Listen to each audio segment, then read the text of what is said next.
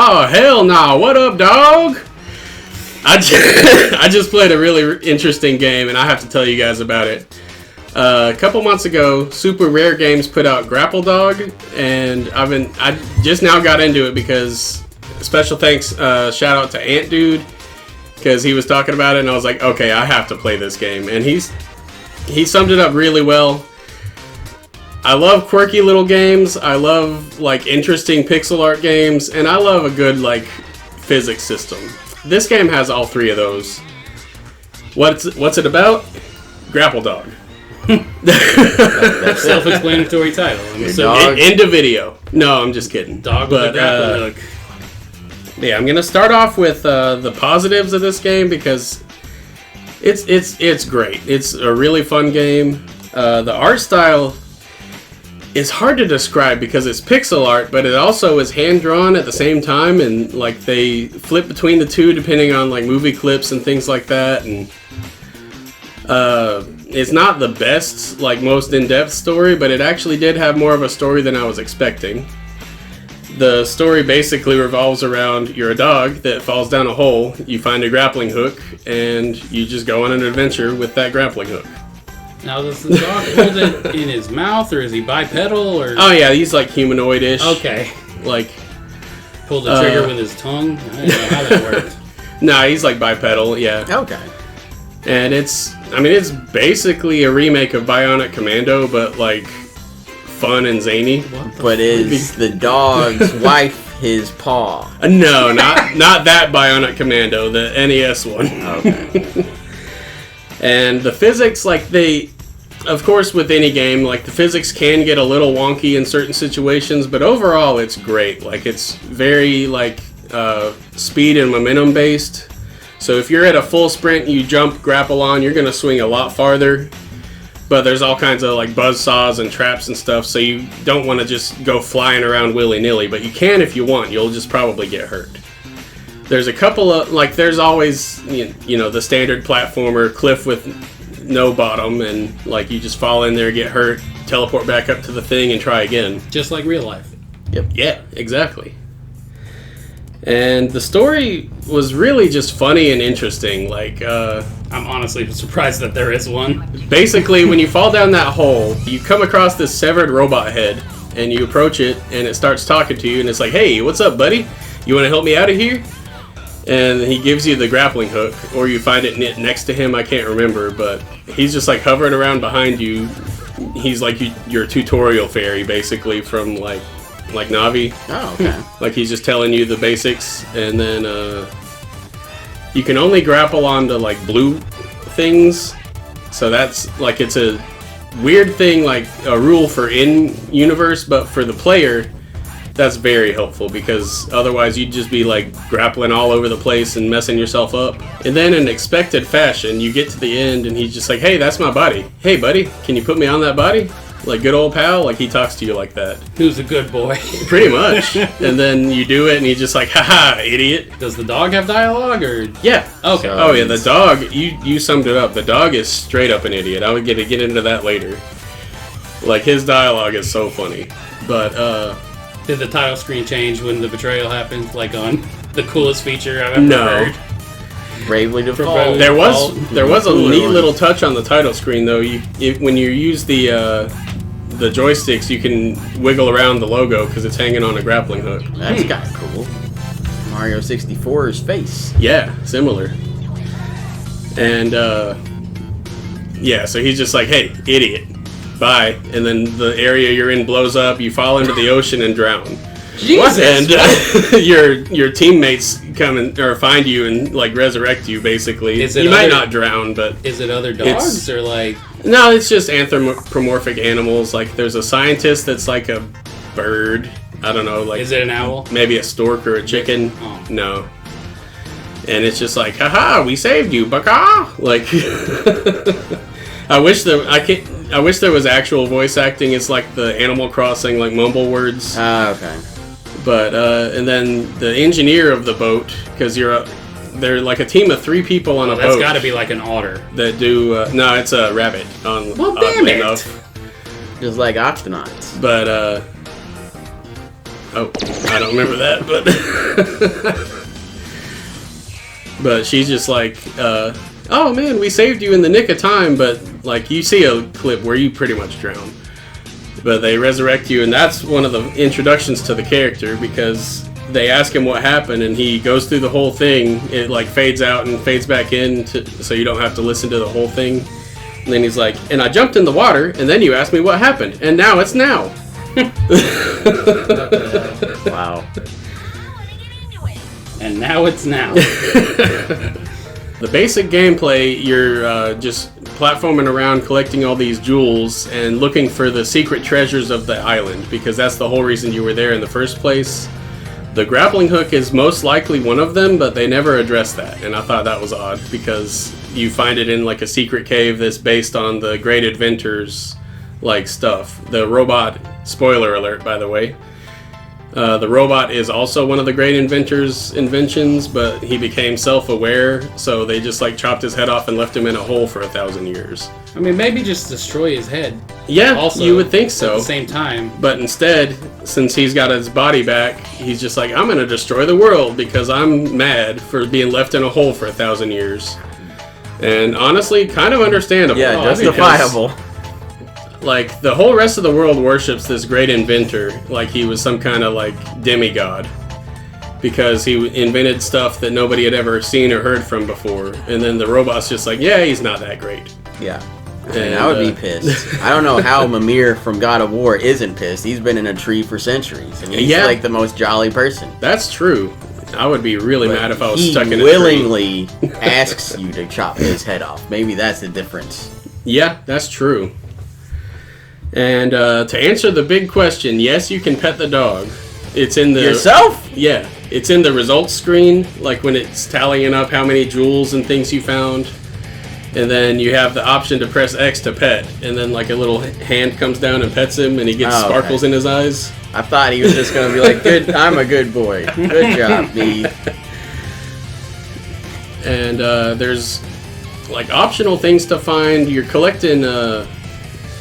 I don't remember why you're collecting raspberries, but there's like little raspberries throughout the land, kind of like the strawberries in Celeste. Yeah. But they're not necessarily a collectible. It's just if you collect enough berries and enough jewels, you can unlock the extra like gemstones at the end of the level.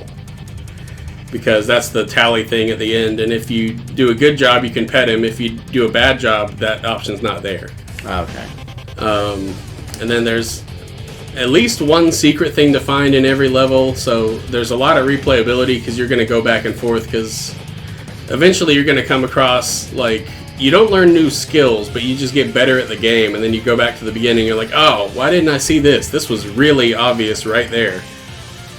And that's interesting. Like, that kind of stuff is a little bit annoying, but also, like, you don't know what to look for transparent walls when you first start the game, and then you find out later that's a thing. Like, it's just kind of like in Mario 3, like there's some walls that they're the same color as the other bricks, but they're shaped weird. Yeah. So you can just pass through it, and you're just like, oh, okay, there's a secret thing back here. And I didn't play with the difficulty too much. I started on hard because it seemed kind of easy. And it generally was. There's ways to make it much easier, which is good for like kids and things like that, because you can give yourself infinite jumps, and there's all kinds of stuff in the options to play around with if you're having trouble. When I first started, like I figured there were going to be some bosses, but they were not what I was expecting a boss to be, which after encountering them for this game, it actually makes perfect sense why they are the way they are. But it's going to sound kind of weird to explain it. And like, for example, in the end of the first stage, or not first stage, first world, I don't know what to call them. Yeah. That robot guy comes down. His name is Null, by the way. I forgot to say that. And he's just like, hey, you're doing a good job there, buddy. Not anymore. And then a giant robot T-Rex falls out of the sky and starts chasing you, so it's an escape level. Oh, like Super Meat Boy. Yes, very similar. So is the robot like a human-looking robot, or like another animal? He's like a humanoid, but he's got like tube arms and stuff like Bender. Oh, he actually looks kind of like the Stabby robot. Okay. Oh. Like he's got that head shape. But I don't know if it was like a robot, like platypus or something. Everything's animal. No, for some reason. The Great Inventor was a giant mouse man. Oh, okay. I don't know what was up with that. You only see statues of him. I don't know the scale. He might have been tiny. But, so yeah, for that T-Rex boss, you're just running away from it. But there's a whole stage that you have to go through, and it also has, like, hidden collectibles and stuff. So you have to go back and do it again later if you don't find them.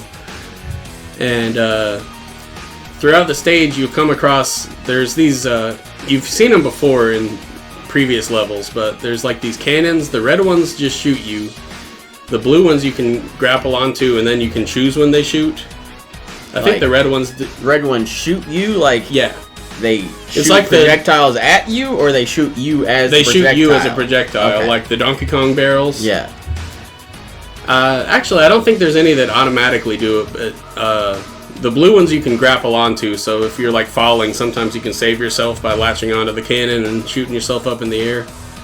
And those are the ones that you jump in the cannon, and then when the T-Rex is close enough, you just shoot yourself at it. That's cool. And hit it in a certain spot, or no? You can only hit it in one spot. Oh, okay. Because the cannon's aimed like horizontally, so you just hit it in the mouth, basically. And Kraid. That would not be where I would have launched myself towards a T-Rex. Yeah, like the first time I tried to time it to only when its mouth was closed, because like while it's walking, it's like chomping and stuff. But it doesn't matter. You just hit it. Okay. Okay. Made that harder than it needed to be. And then there's another. I can't remember all of the bosses. I know there's one that's like a giant robot that's like got spikes and he's like making the floor collapse and stuff. There's another one that's a giant like sky dragon, basically like the one from what's the ninja game? Messenger. Yeah, it's like that one, but you have to fight it. Oh. And like individual nodes are like colors to latch onto, and then you have to hit it in the eye. Interesting. And that was a fun boss because you're in the sky, you can fall off and get hurt. The bunny scientist engineer thing is like Tails in that fight, where she's got a biplane underneath the dragon and catches you if you fall too far. Okay. But then the whole like boss fight pattern has to reset, so you have to wait. So my question is, this is a game all about grappling. Is there ever a level with no floor, it's only cliffs, and you just have to grapple from one grapple to the next grapple and keep swinging like Tarzan? Not a whole stage, but like large sections of certain stages, yes. Okay, cool.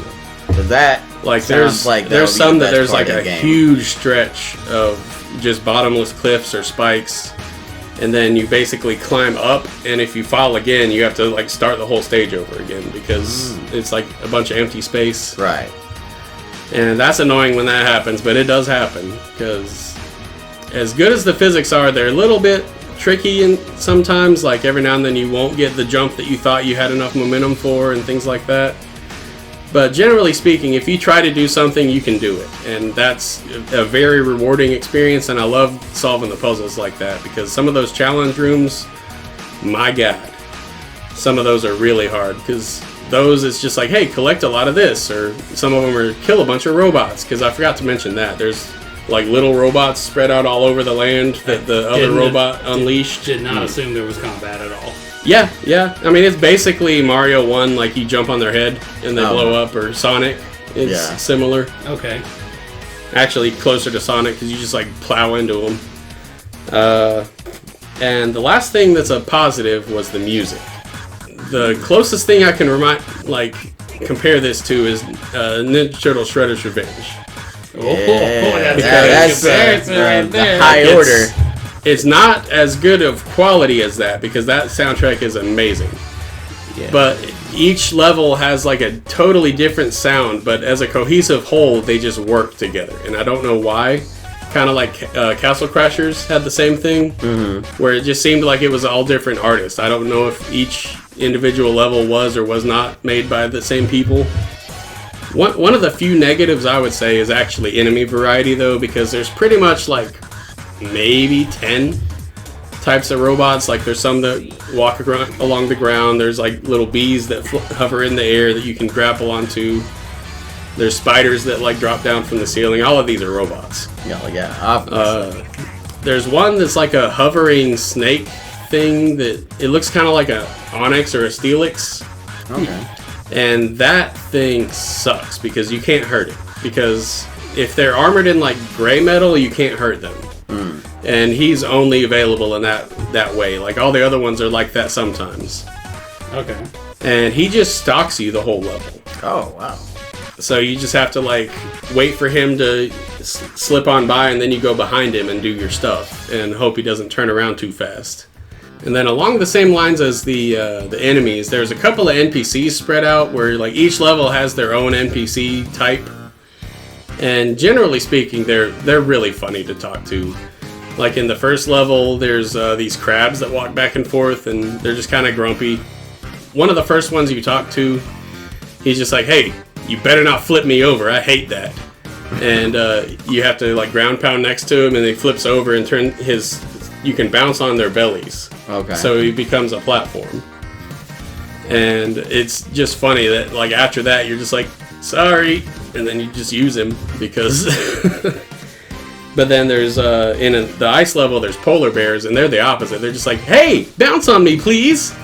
And it's like they're a little Weird too enthusiastic about it, but Got a weird fetish. Ugh. your dog is even just like, okay. He's like, I don't like how into this you are, but Yeah. alright. And then there's a couple of levels where there's goats. There's a palette swap. There's two different types, but they're both basically the same personality. Like you walk up, and they're just like, "I've been standing in this spot for 10 years waiting for somebody to walk by." And then you just like, that's all they say. What? Like other ones are just like, "I've been meaning to tell somebody that there's a thing behind me," and stuff like that. Like those ones are kind of cool because if you can find a carrot in the level, you can bring it to them and they'll like bust down a wall or something like that. Oh, okay. In some stages there's crows, and the crows are funny because they're just like emo as hell, but they're trying so hard to be emo. Because you walk up and instead of like, "Hey, how you doing?" they're just like, "Existence is tiresome," and stuff like that. But like their little mumble talks, they're just like meow, meow, meow. Like where everybody else sounds like Animal Crossing, and they're all depressed. Yeah. And then the weirdest one was these, for lack of a better word to describe them, alien space wizards, because that's what the dog calls them. Like you see them gradually through the game. Like you'll see like this blue thing, and then when you get too close to it, they teleport away. So you don't ever interact with them until the end. And then at the end, they're just like, "We've been watching you. Keep up the good work," and stuff like that. What the hell? And basically, they're like trying to protect the division between universes. And you find out toward the end, spoilers again, Null is from a different universe. Okay. And he's trying to get back to it. But the process of opening up the portal so he can go home is going to destroy our universe.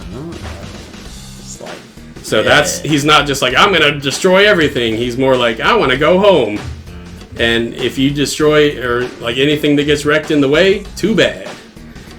But that goes back to like how dumb the dog is, because the rabbit and the bird are trying to explain that to him. They're just like, "Well, he's trying to damage the fabric of reality," and stuff like that. And the dog's just like, "Oh, is that bad?" And they explain it to him, and he's just like, "Oh, that is bad." The final battle was interesting, but also kind of disappointing because I don't know why. I expected like a gameplay shift because a lot of games do that, but nope. You still you just like grapple your way up. He's hovering up above the sky, like shooting or flinging various remnants of other universes at you. Jesus. I know it sounds more impressive than it is. It amounts to basically he's throwing like cars and asteroids at you. okay. Like he'll just open up the portal, grab whatever's in there, and throw it at you. And you do that 3 times, and he's dead. Okay. And that was like both fitting and disappointing at the same time. And I don't know why. I just thought it would be a better final battle. But part of why I didn't like it was he had one of my least favorite things where it's like the all of the sudden I'm a good guy now, like turns, Ugh, and he just like that. Just let bad guys be bad. Like, yeah. those are the best ones. Yeah, Did like he have corrupt programming or something, or was it just like...